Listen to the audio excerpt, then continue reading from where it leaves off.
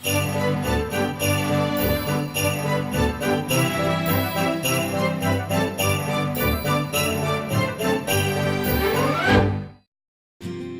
for Radio Friends comes from La Brunerie Financial, where they work to ensure a lifetime of financial security for people from all walks of life, from investment services to retirement plans. If you're looking for a trustworthy company that has the experience and knowledge to put your interests first, contact La Brunerie Financial, a community-based investment counseling firm since 1966. Learn more at labrunerie.com or by calling 573-449-5313.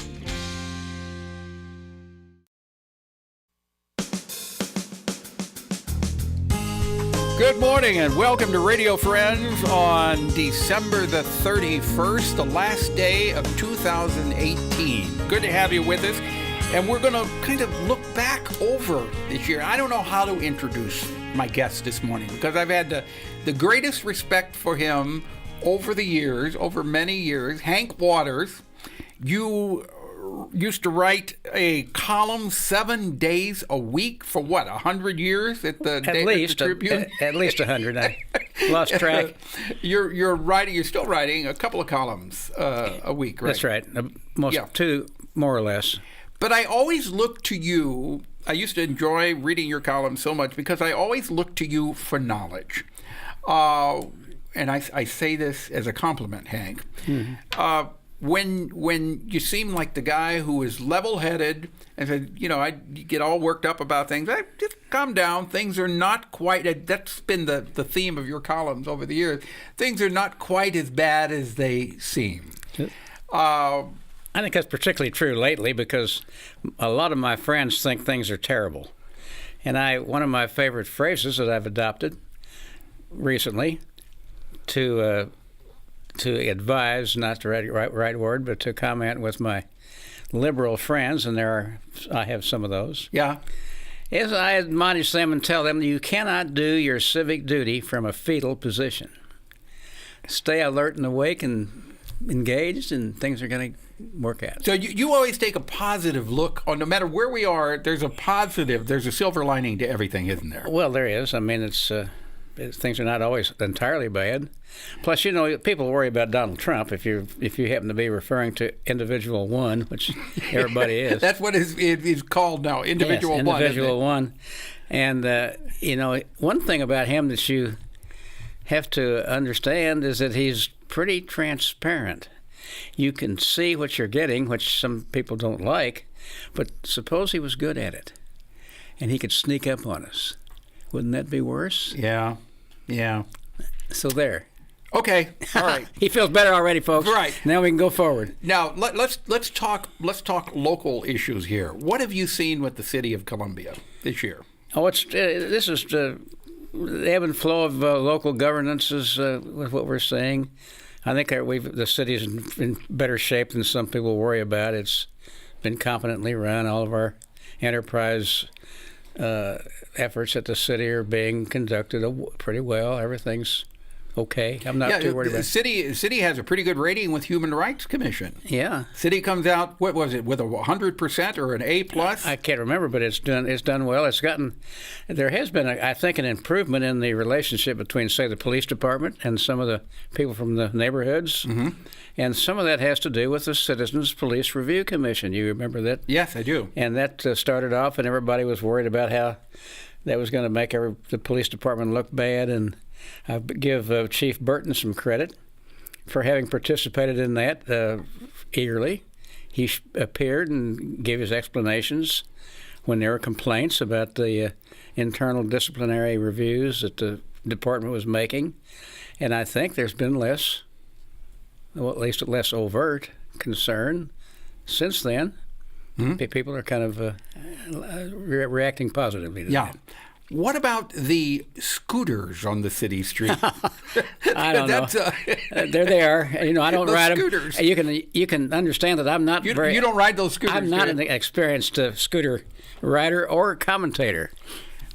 Yeah, well, I tell you what, I see those scooters zooming around from time to time, and kind of gives me the willies because you don't know if somebody's going to run out and jart out in front of the car. Well, that's right. I mean, listen, I wouldn't ride one. I wouldn't ride one if it was not wintertime and not on the sidewalk. Yeah. But the kids are utilizing them very well. Yeah, they are, and I'm not against it. It's another option if people want to use scooters that are out there for their use, and it can be worked out. That's all right.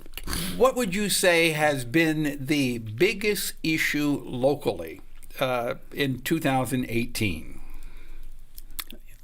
Well, there've been several. There is a certain degree of disagreement. That's a kind of a hard thing to say over some of the things that are being done in city government.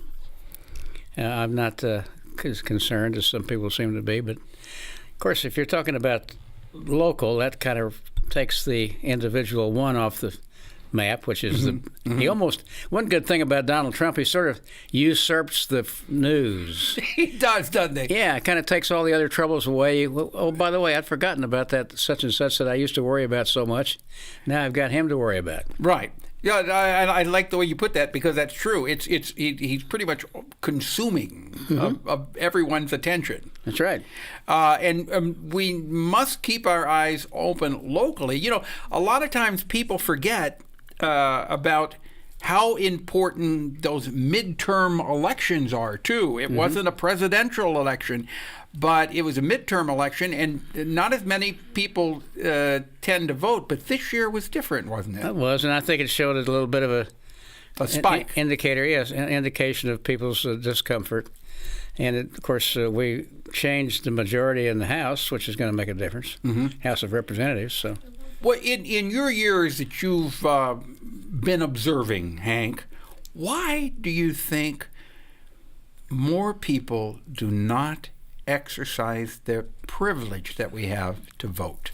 You know, that can be taken as a good sign in one way. A good sign? People are satisfied with the kind of country we have and the kind of governance we have. Now, I disagree with you there because I think it's laziness is why people are complicity is why they don't get out and vote. There's sort of a connector there. You can become lazy when you're not worried about something.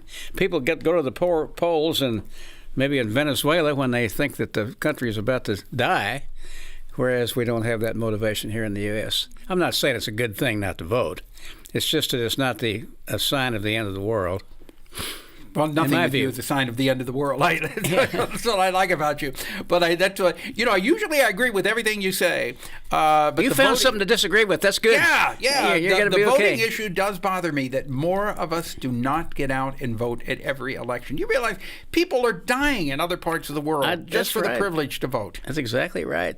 I agree with all that. I think it'd be fine if we did. I'm just saying the fact that not everybody does is not altogether horrible. Okay. Hank, you know what? We're out of time for today. Can you believe that? No, I can't. I mean, another year has gone by since you were here. We have so many things to talk about. We do. And you're so wise. Yeah. You're so wise. That's a good way for him to end this interview, folks, and I'll accept that. Yeah. What are you holding up a sign there? Oh, Tuesday, tomorrow, Lynn Rossi will be with us. Hank Waters, thank you so much for coming by, and Happy New Year to you. Thank you for spending the last day of the year with us. Well, here. Thank you for having me. I always enjoy it.